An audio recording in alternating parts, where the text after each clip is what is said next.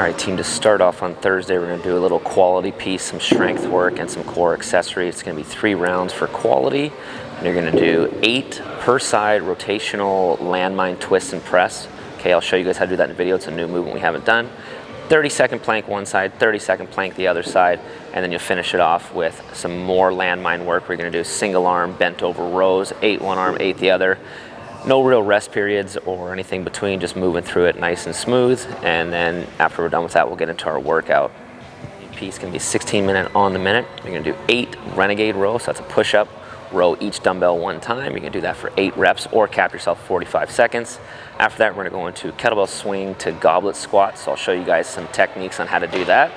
And then 1 minute, full minute of max calorie rows at a pretty tough effort, followed by 1 minute rest. That'll be the 4 stations, with that 4th one being a full minute rest. Cycle through that 4 times. So you gotta really put some emphasis into that row or bike or whichever machine you're on for that max minute of calories, knowing you have a minute of rest before going back into the Renegade rows at the top. Once you're done with that, last week or 2 weeks ago, we were doing the single arm farmer's carry for 400 meters, switching as needed. This time it's gonna be 400 meters again, but dual. You can go ahead and do 1 kettlebell one side, 1 dumbbell the other, and every time you switch, you're gonna switch sides to which arm is carrying each bell. On the landmine deadlift to twist, you can see here, I start with my opposite arm and then finish as I pull up, pressing with the other one. You can put both arms on there as you pull it up, finishing with that opposite arm, or you can do kind of the transition that I'm doing here, but I'm pulling with my lower body to start, and then twist and punch going up. Should be a nice fluid movement. Much like we would with any other lift, you should really focus on a strong punch out overhead that allows total control once you get it all the way up there. The movement that we'll be doing during the quality piece at the beginning is a bent over single arm row. You can see I'm just using my upper body. With this landmine position, we're going to finish with our elbow flared out to the side, as opposed to it coming straight back up when we do a dumbbell row. That'd be about the only difference here, but back stays flat and I'm not using any upper body other than my back and scapula to pull and retract with my arm to get the bell up. On the side plank, you guys will be doing 30 seconds each side. I'm going to go through a few different options. So this one right here, just kind of out in a cross position on my palm, which doesn't allow me to get as much balance because it's a smaller surface. I can come down and go on my forearm with one arm for a 3-point stance, or I can open up by using my hand.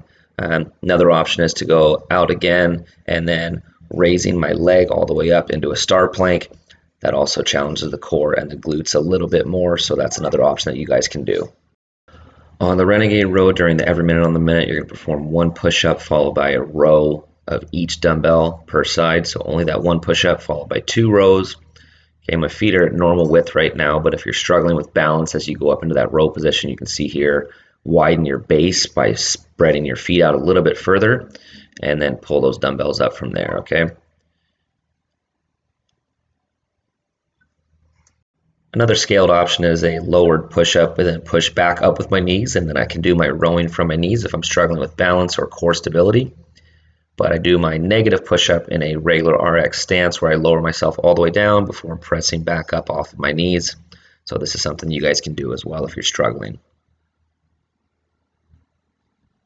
On the kettlebell swing to goblet squat, you're going to grab a neutral grip before pulling that bell upside down, catching it, and going back down into a squat.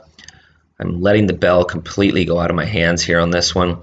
I'll show you guys an option here in a second that if you're not comfortable with that from the side, where you can hold on with one arm and then simply move the other arm up and grab on. So you guys will watch right here coming up.